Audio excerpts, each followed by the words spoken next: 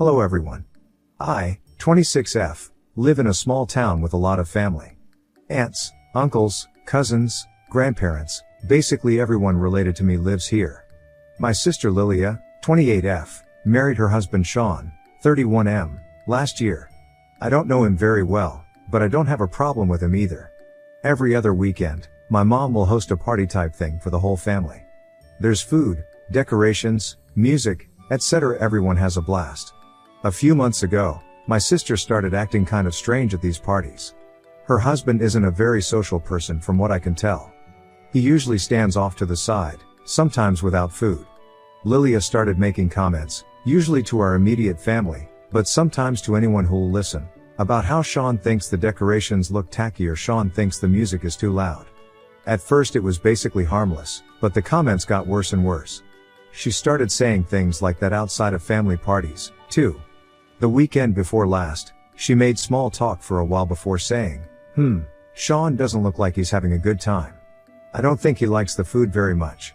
I can't really blame him, we don't usually eat at low-class restaurants like yours. Her comments always pissed me off, but this pushed me pretty hard. My mom works really hard to make delicious food for these parties. She's a chef at Olive Garden. I guess my mom could tell I was getting upset, so she pulled me aside and told me not say anything to Lilia, that it wasn't a big stuff like that.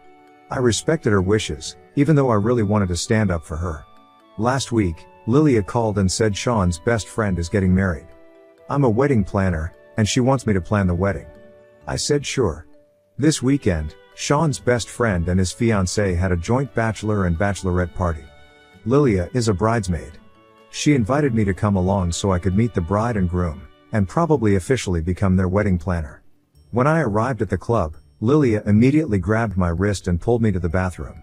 She said, Sean isn't happy.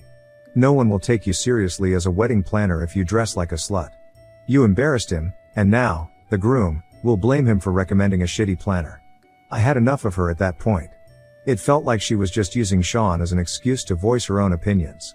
I said, if Sean thinks I'm a shitty wedding planner for dressing normally for a damn club, he can get, the groom, a new wedding planner. I walked out and went home. Ada? Update 1, October 24, 2024. Okay, here's the update. Thank you everyone for your great comments and advice. I ended up inviting Sean and Lilia out to lunch. Lilia was still a little upset that I had dressed like a slut at the club, but mostly things went fine. Before we left, I asked Sean if he thought my outfit at the club was inappropriate. He said no. I asked if thought my mother's cooking was bad. He said no again. This time he looked more confused. Before I could ask him about another comment, Lilia grabbed his arm and pulled him up. She said they had to go. Sean looked even more confused and told Lilia he wanted to hear what I was going to ask next. She looked visibly angry, and after I asked him if he thought the decorations were tacky, Lilia said, if you're not coming, I'm leaving without you. She ran to the car before either of us could stop her. Sean was really confused now and asked why I thought he didn't like the food, etc. I told him the whole story of how Lilia was telling me and my immediate family he was saying rude things. He looked completely shocked now. He said he never said any of those things, and that he thinks the parties are wonderful. He explained he's just a little antisocial and gets nervous around people he doesn't know well, which I totally get. He apologized if anything he did was offensive, but I said there was no need for an apology. I gave him a ride home. Lilia took off with their car. When we got there, my sister's car wasn't in the driveway. I went to my mom's house next to drop off some stuff I had for her in the car. When I got there, Lilia's car was parked outside.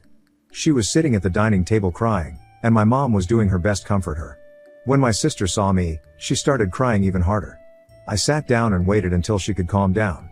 When she finally did, I gently asked why she was saying all those things. Lilia said, I don't know. To make you hate him, I guess. My mom asked why she wanted us to hate him. She kept replying to our questions with I don't knows before admitting the truth. She said she'd been feeling jealous since our brother Eric got married. She felt like he was getting all the attention, especially when his wife announced her pregnancy.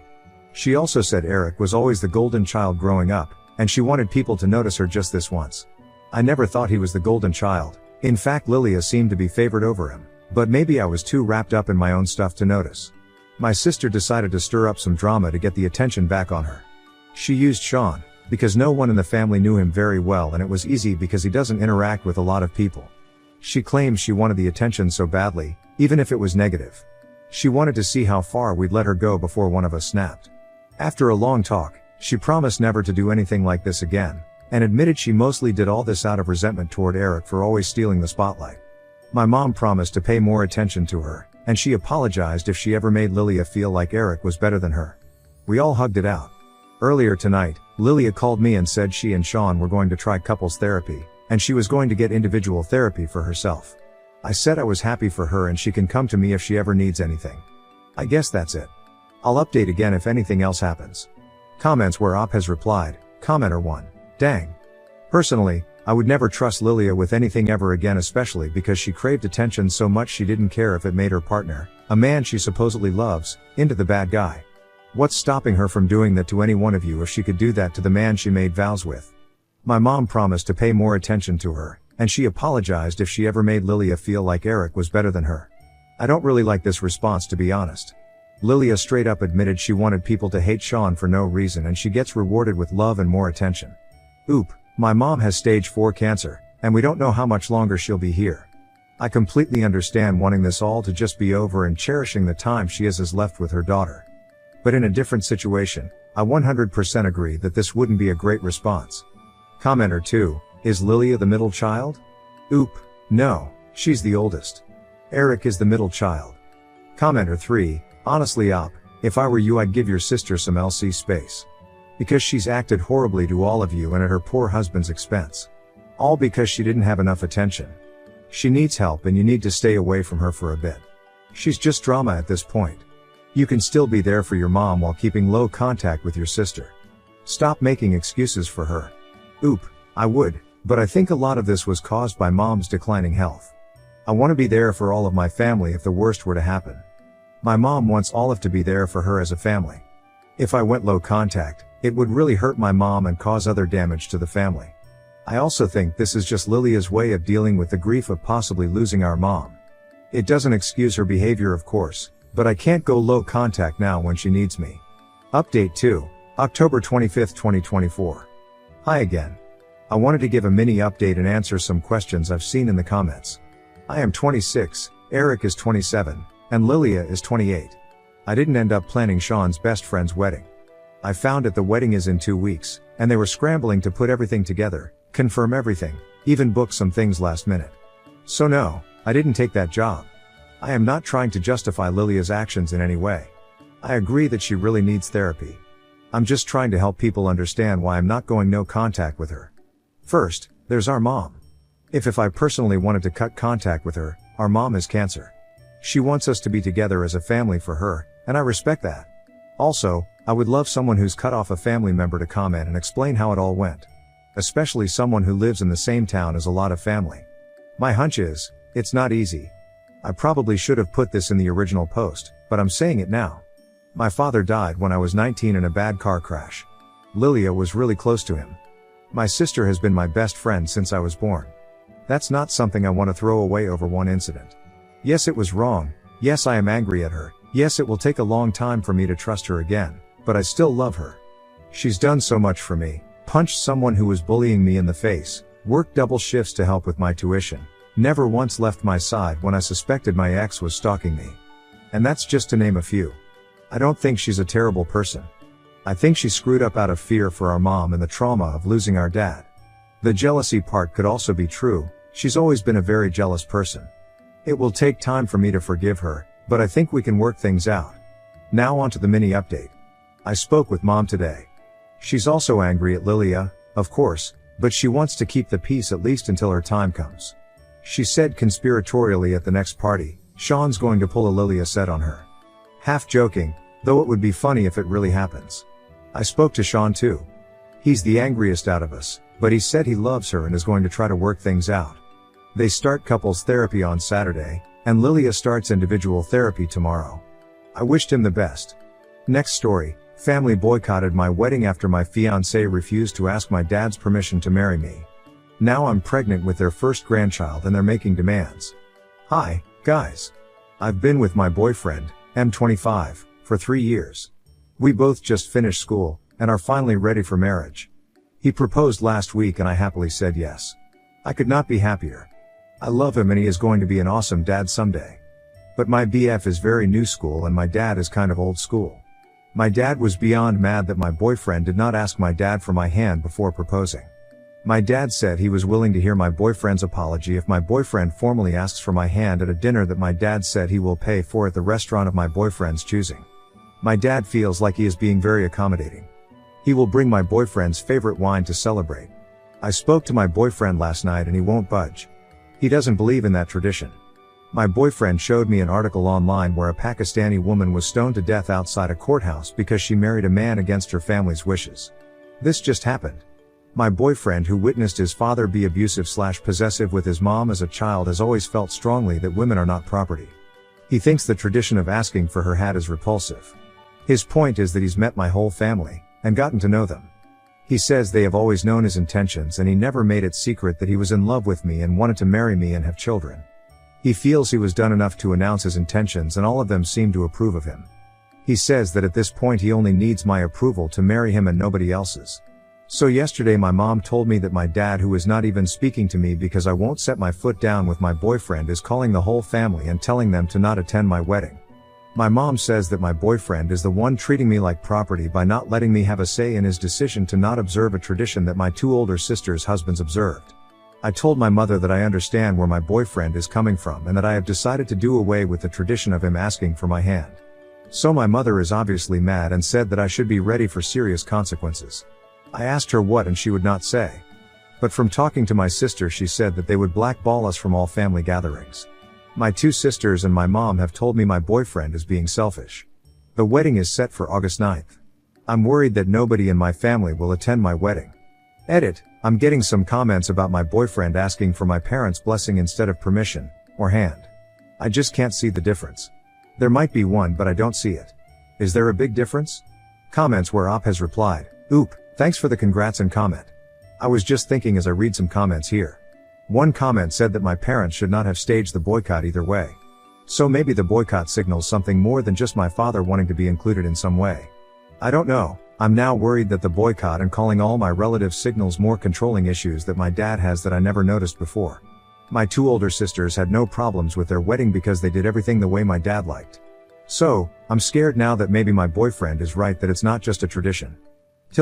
Deleted, my dad feels like he is being very accommodating. No, both he and your mother are being controlling. And they are attempting to make you choose between your fiancé and them. Choose your fiancé, otherwise you're setting precedent for this type of behavior/interference for the rest of your marriage. Oop, this is what I'm afraid of. My fiancé and I don't practice Catholic religion like my family does. So I wonder what will happen when my kids aren't baptized and all that. Update. The wedding went on as planned.